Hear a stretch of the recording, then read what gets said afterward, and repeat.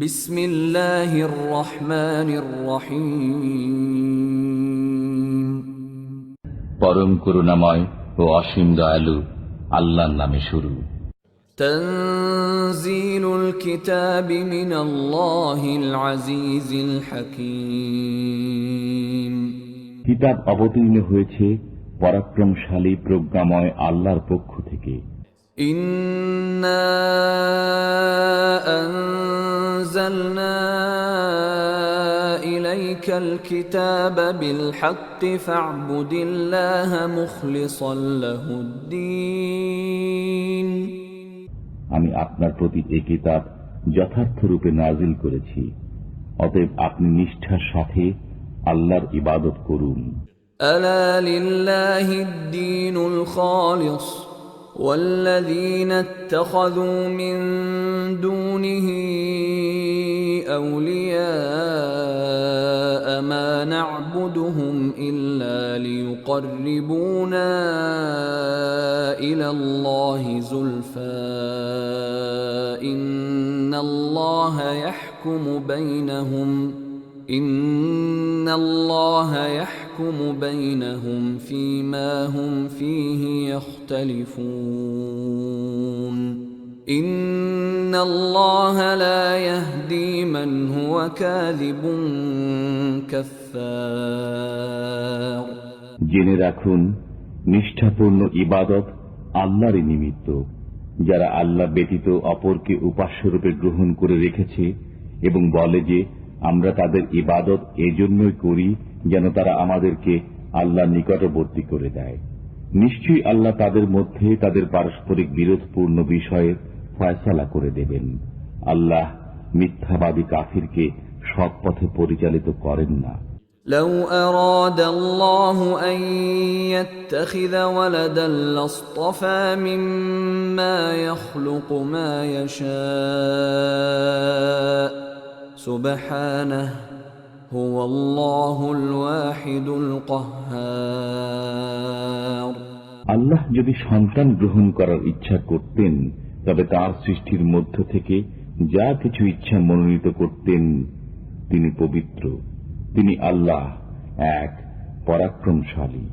خلق السماوات والأرض بالحق يكور الليل على النهار ويكور النهار على الليل وسخر الشمس والقمر كل يجري لأجل مسمى ألا هو العزيز الغفار। তিনি আসমান ও জমিন সৃষ্টি করেছেন যথাযথভাবে। তিনি রাত্রিকে দিবস দ্বারা আচ্ছাদিত করেন এবং দিবসকে রাত্রি দ্বারা আচ্ছাদিত করেন, এবং তিনি সূর্য ও চন্দ্রকে কাজে নিযুক্ত করেছেন। প্রত্যেকে বিচরণ করে নির্দিষ্ট সময়কাল পর্যন্ত। জেনে রাখুন, তিনি পরাক্রমশালী, ক্ষমাশীল। خلقكم من نفس واحدة ثم جعل منها زوجها وأنزل لكم من الأنعام 8 أزواج يخلقكم في بطون أمهاتكم خلقا من بعد خلق في ظلمات 3 ذلكم الله ربكم له الملك لا إله إلا هو فأنا تصرفون। তিনি সৃষ্টি করেছেন তোমাদেরকে একই ব্যক্তি থেকে, অতঃপর তা থেকে তার যুগল সৃষ্টি করেছেন, এবং তিনি তোমাদের জন্য 8 প্রকার চতুষ্পদ জন্তু অবতীর্ণ করেছেন। তিনি তোমাদেরকে সৃষ্টি করেছেন তোমাদের মাতৃগর্ভে পর্যায়ক্রমে একের পর এক ত্রিবিধ অন্ধকারে। তিনি আল্লাহ তোমাদের পালন কর্তা, সাম্রাজ্য তাঁরই, তিনি ব্যতীত কোনো উপাস্য নেই। অতএব তোমরা কোথায় বিভ্রান্ত হচ্ছ? ইন তাকফুরু ফাইন্নাল্লাহা গনিয়্যুন আনকুম ولا يرضى لعباده الكفر وإن تشكروا يرضه لكم ولا تزر وازرة وزر أخرى ثم إلى ربكم مرجعكم فينبئكم بما كنتم تعملون إنه عليم بذات الصدور যদি তোমরা অস্বীকার করো তবে আল্লাহ তোমাদের থেকে বেপরোয়া। তিনি তার বান্দাদের কাফির হয়ে পড়া পছন্দ করেন না। পক্ষান্তরে যদি তোমরা কৃতজ্ঞ হও তবে তিনি তোমাদের জন্য তা পছন্দ করেন। একের পাপভার অন্যে বহন করবে না। অতঃপর তোমরা তোমাদের পালনকর্তার কাছে ফিরে যাবে। তিনি তোমাদেরকে তোমাদের কর্ম সম্বন্ধে অবহিত করবেন। নিশ্চয়ই তিনি অন্তরের বিষয় সম্পর্কেও অবগত। وَإِذَا مَسَّ الْإِنسَانَ ضُرٌّ دَعَا رَبَّهُ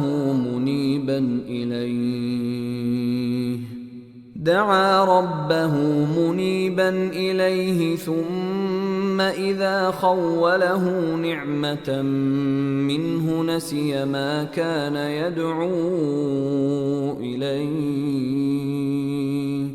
نسي ما كان يدعو إليه من قبل وجعل لله أندادا ليضل عن سبيله قل تمتع بكفرك قليلا إنك من أصحاب النار যখন মানুষকে দুঃখ কষ্ট স্পর্শ করে তখন সে একাগ্র চিত্তে তার পালনকর্তাকে ডাকে। অতঃপর তিনি যখন তাকে নিয়ামত দান করেন তখন সে কষ্টের কথা বিস্মৃত হয়ে যায় যার জন্য পূর্বে ডেকেছিল এবং আল্লাহর সমকক্ষ স্থির করে, যাতে করে অপরকে আল্লাহর পথ থেকে বিভ্রান্ত করে। বলুন, তুমি তোমার কুফর সহকারে কিছুকাল জীবন উপভোগ করে নাও, নিশ্চয়ই তুমি জাহান্নামীদের অন্তর্ভুক্ত। أَمَّنْ هُوَ قَانِتٌ آنَاءَ اللَّيْلِ سَاجِدًا وَقَائِمًا يَحْذَرُ الْآخِرَةَ وَيَرْجُو رَحْمَةَ رَبِّهِ قُلْ هَلْ يَسْتَوِي الَّذِينَ يَعْلَمُونَ وَالَّذِينَ لَا يَعْلَمُونَ إِنَّمَا يَتَذَكَّرُ أُولُو الْأَلْبَابِ যে ব্যক্তি রাত্রিকালে সিজদার মাধ্যমে অথবা দাঁড়িয়ে ইবাদত করে, পরকালের আশঙ্কা রাখে এবং তার পালনকর্তার রহমত প্রত্যাশা করে, সে কি তার সমান যে এরূপ করে না? বলুন, যারা জানে এবং যারা জানে না তারা কি সমান হতে পারে? চিন্তা ভাবনা কেবল তারাই করে যারা বুদ্ধিমান। قُلْ يَا عِبَادِي الَّذِينَ آمَنُوا اتَّقُوا رَبَّكُمْ لِلَّذِينَ أَحْسَنُوا فِي هَذِهِ الدُّنْيَا حَسَنَةٌ وَأَرْضُ اللَّهِ وَاسِعَةٌ إِنَّمَا يُوَفَّى الصَّابِرُونَ أَجْرَهُم بِغَيْرِ حِسَابٍ বলুন, হে আমার বিশ্বাসী বান্দাগণ, তোমরা তোমাদের পালনকর্তাকে ভয় করো। যারা এই দুনিয়াতে সৎ কাজ করে তাদের জন্য রয়েছে পুণ্য।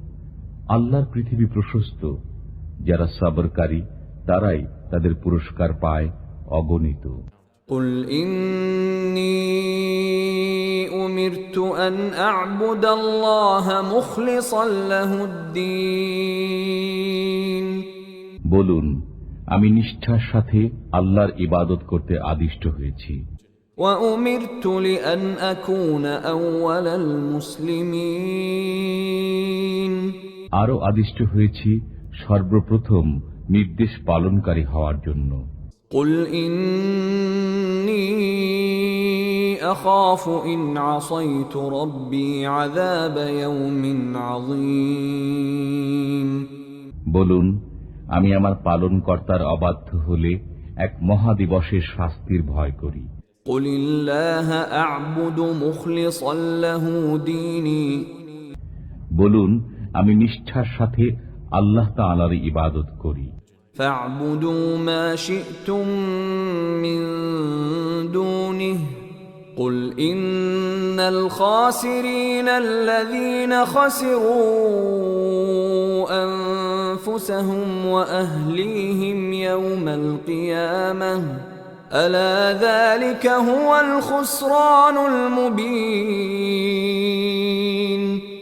অতএব তোমরা আল্লাহর পরিবর্তে যার ইচ্ছা তার ইবাদত করো। বলুন, কিয়ামতের দিন তারাই বেশি ক্ষতিগ্রস্ত হবে যারা নিজেদের ও পরিবারবর্গের তরফ থেকে ক্ষতিগ্রস্ত হবে। জেনে রাখো, এটাই সুস্পষ্ট ক্ষতি। لهم من فوقهم ظلل من النار ومن تحتهم ظلل ذلك يخوف الله به عباده يا عباد فاتقون। তাদের জন্য উপর দিক থেকে এবং নিচের দিক থেকে আগুনের মেঘমালা থাকবে। এ শাস্তি দ্বারা আল্লাহ তার বান্দাদেরকে সতর্ক করেন যে, হে আমার বান্দাগণ, আমাকে ভয় করো। والذين اجتنبوا الطاغوت أن يعبدوها وأنابوا إلى الله لهم البشرى فبشر عباد। যারা শয়তানি শক্তির পূজা অর্চনা থেকে দূরে থাকে এবং আল্লাহ অভিমুখী হয়, তাদের জন্য রয়েছে সুসংবাদ। অতএব সুসংবাদ দিন আমার বান্দাদেরকে। الذين يستمعون القول فيتبعون أحسنه أولئك الذين هداهم الله وأولئك هم أولو الألباب। যারা মনোনিবেশ সহকারে কথা শুনে অতঃপর যা উত্তম তার অনুসরণ করে, তাদেরকেই আল্লাহ সৎপথ প্রদর্শন করেন এবং তারাই বুদ্ধিমান। أفمن حق عليه كلمة العذاب أفأنت تنقذ من في النار। যার জন্য শাস্তির হুকুম অবধারিত হয়ে গেছে, আপনি কি সে জাহান্নামীকে মুক্ত করতে পারবেন? لكن الذين اتقوا ربهم لهم غرف من فوقها غرف مبنية تجري من تحتها الأنهار وعد الله لا يخلف الله الميعاد। কিন্তু যারা তাদের পালনকর্তাকে ভয় করে, তাদের জন্য নির্মিত রয়েছে প্রাসাদের উপর প্রাসাদ, এগুলো তলদেশে নদী প্রবাহিত। আল্লাহ প্রতিশ্রুতি দিয়েছেন, আল্লাহ প্রতিশ্রুতির খেলাপ করেন না। ألم تر أن الله أنزل من السماء ماء فسلكه ينابيع في الأرض ثم يخرج به زرعا مختلفا ألوانه ثم يهيج فتراه مصفرا ثم يجعله حطاما إن في ذلك لذكرى لأولي الألباب। তুমি কি দেখনি যে আল্লাহ আকাশ থেকে পানি বর্ষণ করেছেন, অতঃপর সে পানি জমিনের ঝর্ণাসমূহে প্রবাহিত করেছেন, এরপর তা দ্বারা বিভিন্ন রঙের ফসল উৎপন্ন করেন, অতঃপর তা শুকিয়ে যায়, ফলে তোমরা তা পীতবর্ণ দেখতে পাও। এরপর আল্লাহ তাকে খড়কুটায় পরিণত করে দেন। নিশ্চয়ই এতে বুদ্ধিমানদের জন্য উপদেশ রয়েছে। أفمن شرح الله صدره للإسلام فهو على نور من ربه فويل للقاسية قلوبهم من ذكر الله أولئك في ضلال مبين। আল্লাহ যার বক্ষ ইসলামের জন্য উন্মুক্ত করে দিয়েছেন, অতঃপর সে তার পালনকর্তার পক্ষ থেকে আগত আলোর মাঝে রয়েছে, সে কি তার সমান যে এরূপ নয়? যাদের অন্তর আল্লাহ স্মরণের ব্যাপারে কঠোর, তাদের জন্য দুর্ভোগ, তারা সুস্পষ্ট গোমরাহিতে রয়েছে। الله نزل أحسن الحديث كتابا متشابها مثانية تقشعر منه جلود الذين يخشون ربهم ثم تلين جلودهم وقلوبهم إلى ذكر الله ذلك هدى الله يهدي به من يشاء ومن يضلل الله فما له من هاد আল্লাহ উত্তম বাণী তথা কিতাব নাজিল করেছেন, যা সামঞ্জস্যপূর্ণ, পুনঃ পুনঃ পঠিত। এতে তাদের লোম কাঁটা দিয়ে উঠে চামড়ার উপর, যারা তাদের পালনকর্তাকে ভয় করে। এরপর তাদের চামড়া ও অন্তর আল্লাহর স্মরণে বিনম্র হয়। এটাই আল্লাহর পথ নির্দেশ। এর মাধ্যমে আল্লাহ যাকে ইচ্ছা পথ প্রদর্শন করেন, আর আল্লাহ যাকে গোমরাহ করেন তার কোনো পথ প্রদর্শক নেই।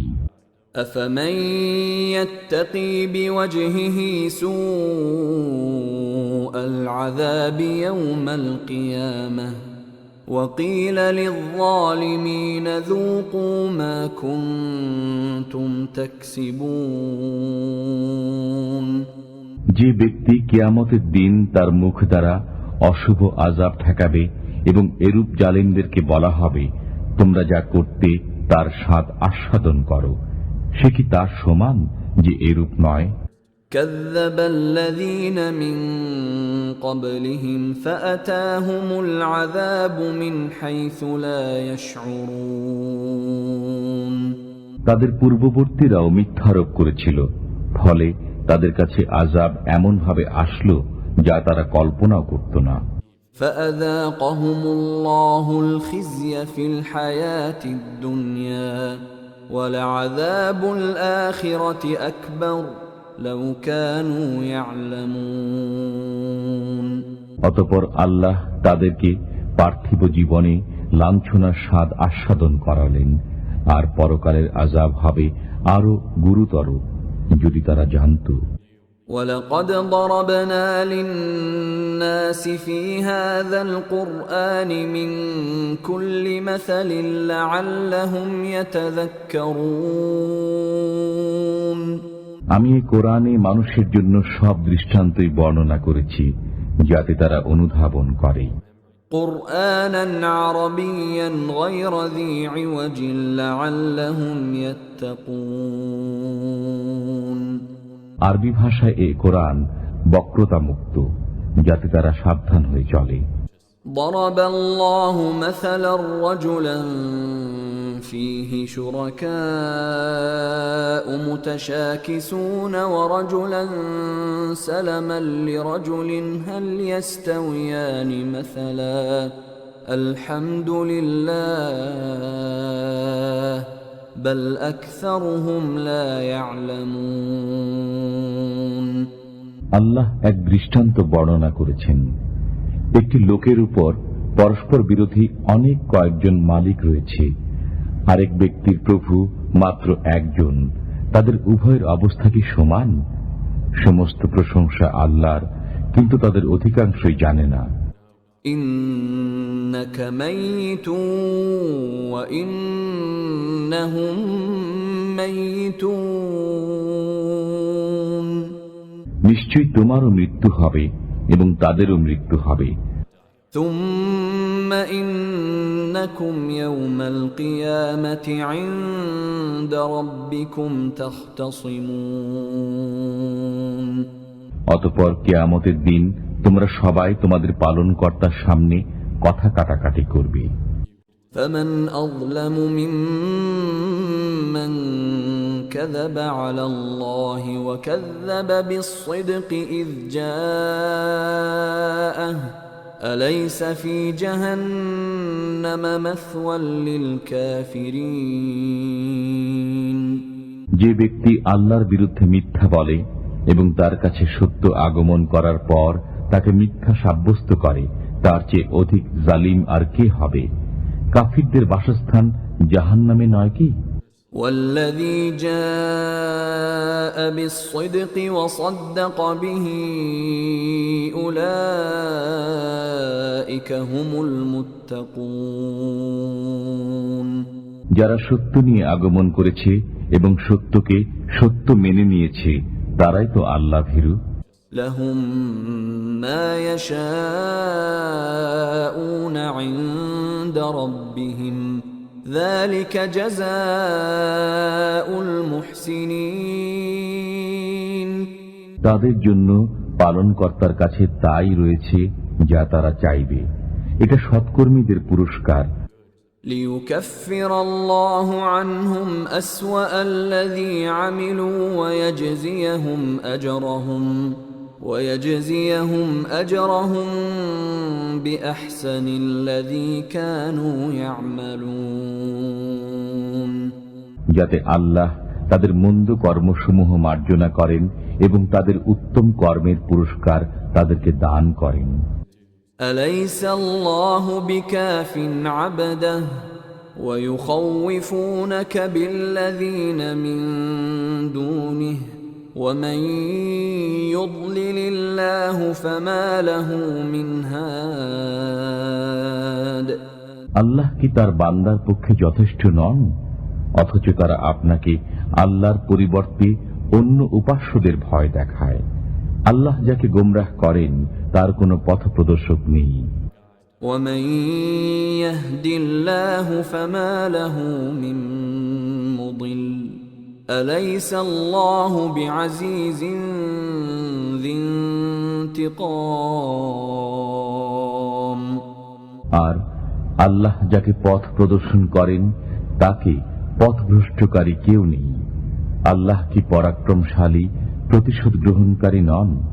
ولئن سألتهم من خلق السماوات والأرض ليقولن الله قل أفرأيتم ما تدعون من دون الله إن أرادني الله بضر هل هن كاشفات ضره أو أرادني برحمة هل هن ممسكات رحمته قل حسبي الله عليه يتوكل المتوكلون যদি আপনি তাদেরকে জিজ্ঞেস করেন আসমান ও জমিন কে সৃষ্টি করেছে, তারা অবশ্যই বলবে আল্লাহ। বলুন, তোমরা ভেবে দেখেছ কি, যদি আল্লাহ আমার অনিষ্ট করার ইচ্ছা করেন তবে তোমরা আল্লাহ ব্যতীত যাদেরকে ডাকো তারা কি সে অনিষ্ট দূর করতে পারবে? অথবা তিনি আমার প্রতি রহমত করার ইচ্ছা করলে তারা কি সে রহমত রোধ করতে পারবে? বলুন, আমার পক্ষে আল্লাহই যথেষ্ট, নির্ভরকারীরা তাঁরই উপর নির্ভর করে। قل يا قوم اعملوا على مكانتكم إني عامل فسوف تعلمون বলুন, হে আমার কওম, তোমরা তোমাদের জায়গায় কাজ করো, আমিও কাজ করছি, সত্তরই জানতে পারবে من يأتيه عذاب يخزيه ويحل عليه عذاب مقيم কার কাছে অবমাননাকর আযাব এবং চিরস্থায়ী শাস্তি নেমে আসে। إنا أنزلنا عليك الكتاب للناس بالحق فمن اهتدى فلنفسه ومن ضل فإنما يضل عليها وما أنت عليهم بوكيل আমি আপনার প্রতি সত্য ধর্ম সহ কিতাব নাজিল করেছি মানুষের কল্যাণ কল্পে। অতঃপর যে সৎ পথে আসে সে নিজের কল্যাণের জন্যই আসে, আর যে পথভ্রষ্ট হয় সে নিজেরই অনিষ্টের জন্য পথভ্রষ্ট হয়। আপনি তাদের জন্য দায়ী নন।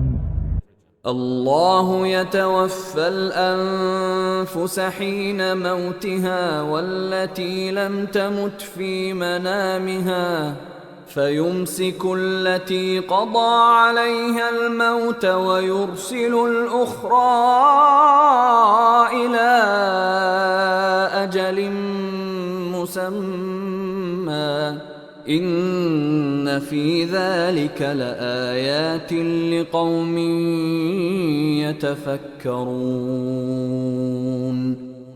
আল্লাহ মানুষের প্রাণ হরণ করেন তার মৃত্যুর সময়, আর যে মরে না তার নিদ্রাকালে। অতঃপর যার মৃত্যু অবধারিত করেন তার প্রাণ ছাড়েন না এবং অন্যদের ছেড়ে দেন এক নির্দিষ্ট সময়ের জন্য। নিশ্চয়ই এতে চিন্তাশীল লোকদের জন্য নিদর্শনাবলী রয়েছে। أم اتخذوا من دون الله شفعاء قل أولو كانوا لا يملكون شيئا ولا يعقلون তারা কি আল্লাহ ব্যতীত সুপারিশকারী গ্রহণ করেছে?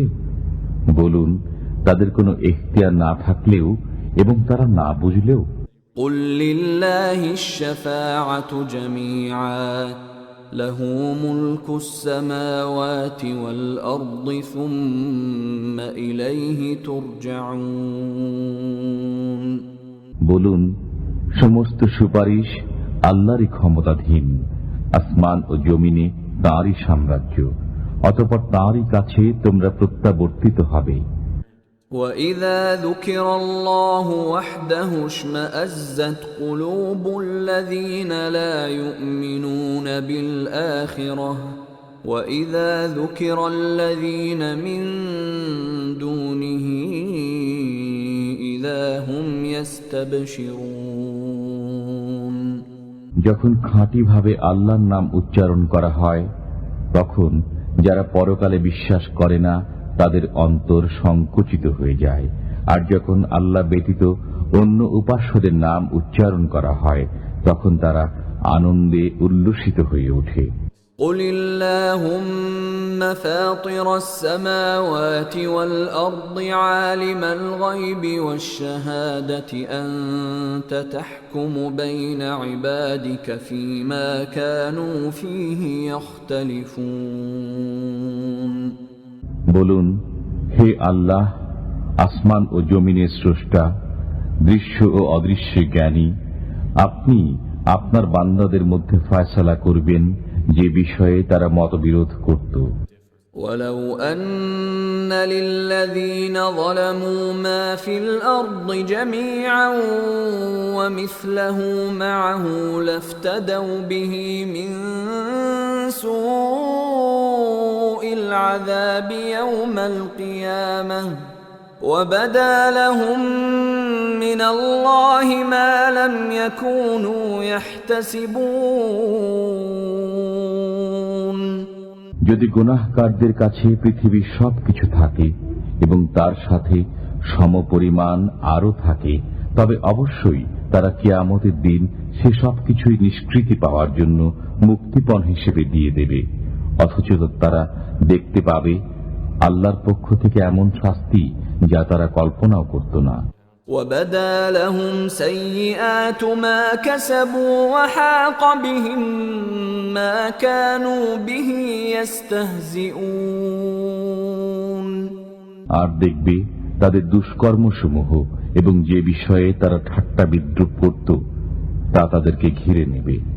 فَإِذَا مَسَّ الْإِنسَانَ ضُرٌّ دَعَانَا ثُمَّ إِذَا خَوَّلْنَاهُ نِعْمَةً مِنَّا قَالَ إِنَّمَا أُوتِيتُهُ عَلَى عِلْمٍ بَلْ هِيَ فِتْنَةٌ وَلَكِنَّ أَكْثَرَهُمْ لَا يَعْلَمُونَ মানুষকে যখন দুঃখ কষ্ট স্পর্শ করে তখন সে আমাকে ডাকতে শুরু করে। এরপর আমি যখন তাকে আমার পক্ষ থেকে নিয়ামত দান করি তখন সে বলে, এটা তো আমি পূর্বের জানামতেই প্রাপ্ত হয়েছি। অথচ এটা এক পরীক্ষা, কিন্তু তাদের অধিকাংশই বোঝে না। قد قالها الذين من قبلهم فما أغنى عنهم ما كانوا يكسبون তাদের পূর্ববর্তীরাও তাই বলত, অতঃপর তাদের কৃতকর্ম তাদের কোনো উপকারে আসেনি। فأصابهم سيئات ما كسبوا والذين ظلموا من هؤلاء سيصيبهم سيئات ما كسبوا وما هم بمعجزين তাদের দুষ্কর্ম তাদেরকে বিপদে ফেলেছে। এদের মধ্যেও যারা পাপী তাদেরকে অতি সত্বর তাদের দুষ্কর্ম বিপদে ফেলবে, তারা তা প্রতিহত করতে সক্ষম হবে না। أَوَلَمْ يَعْلَمُوا أَنَّ اللَّهَ يَبْسُطُ الرِّزْقَ لِمَن يَشَاءُ وَيَقْدِرُ إِنَّ فِي ذَلِكَ لَآيَاتٍ لِقَوْمٍ يُؤْمِنُونَ তারা কি জানেনি যে আল্লাহ যার জন্য ইচ্ছা রিজিক বৃদ্ধি করেন এবং পরিমিত দেন? নিশ্চয়ই এতে বিশ্বাসী সম্প্রদায়ের জন্য নিদর্শনাবলী রয়েছে। قل يا عبادي الذين أسرفوا على أنفسهم لا تقنطوا من رحمة الله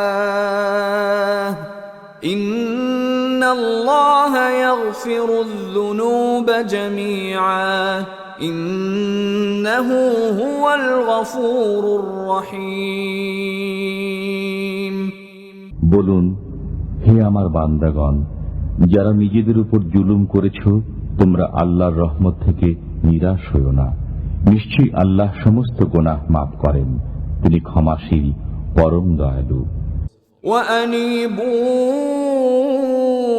إلى ربكم وأسلموا له من قبل أن يأتيكم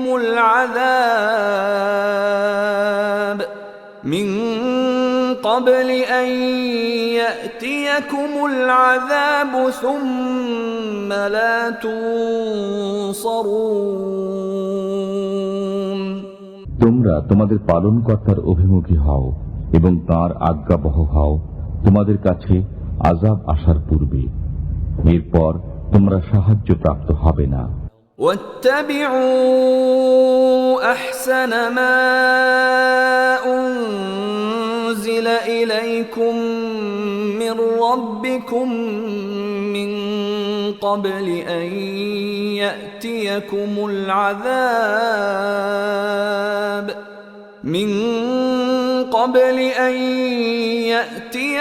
العذاب بغتة وأنتم لا تشعرون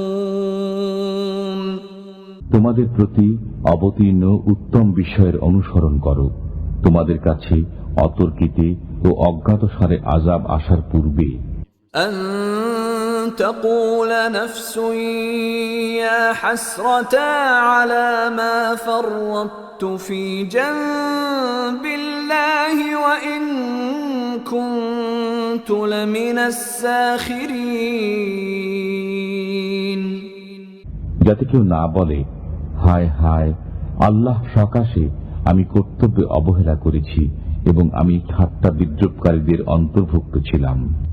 أو تقول لو أن الله هداني لكنت من المتقين অথবা কেউ যেন না বলে, আল্লাহ আমাকে পথ প্রদর্শন করিলে আমি তো অবশ্যই মুত্তাকীদের অন্তর্ভুক্ত হইতাম। أو تقول حين ترى العذاب لو أن لي كرة فأكون من المحسنين অথবা আযাব প্রত্যক্ষ করার সময় না বলে, যদি কোন রূপে একবার ফিরে যেতে পারি তবে আমি সৎকর্মপরায়ণ হয়ে যাব। بلى قد جاءت أتتك آياتي فكذبت بها واستكبرت وكنت من الكافرين হ্যাঁ, তোমার কাছে আমার নির্দেশ এসেছিল, অতঃপর তুমি তাকে মিথ্যা বলেছিলে, অহংকার করেছিলে এবং কাফিরদের অন্তর্ভুক্ত হয়ে গিয়েছিলে। ويوم القيامة ترى الذين كذبوا على الله وجوههم مسودة أليس في جهنم مثوى للمتكبرين যারা আল্লাহর প্রতি মিথ্যা আরোপ করে, কিয়ামতের দিন আপনি তাদের মুখ কালো দেখবেন। অহংকারীদের আবাসস্থল জাহান্নামে নয় কি? وينجي الله الذين اتقوا بمفازتهم لا يمسهم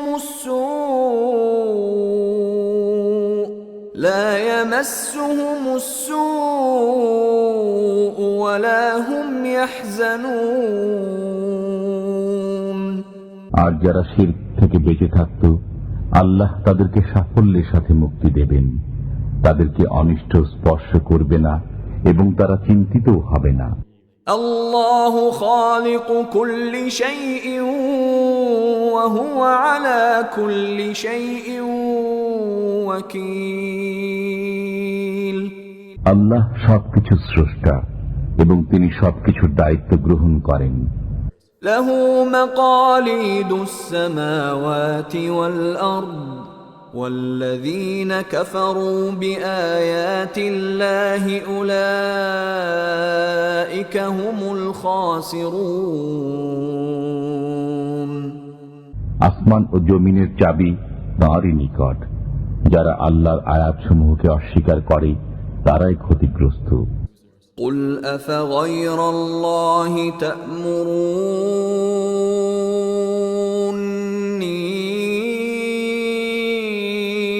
أعبد أيها الجاهلون বলুন, হে মূর্খরা, তোমরা কি আমাকে আল্লাহ ব্যতীত অন্যের ইবাদত করতে আদেশ করছো? ولقد أوحي إليك وإلى الذين من قبلك لئن أشركت ليحبطن عملك ولتكونن من الخاسرين আপনার প্রতি এবং আপনার পূর্ববর্তীদের প্রতি প্রত্যাদেশ হয়েছে, যদি আল্লাহর শরীক স্থির করেন তবে আপনার কর্ম নিষ্ফল হবে এবং আপনি ক্ষতিগ্রস্তদের একজন হবেন। بل الله فاعبد وكن من الشاكرين বরং আল্লাহর ইবাদত করুন এবং কৃতজ্ঞদের অন্তর্ভুক্ত থাকুন।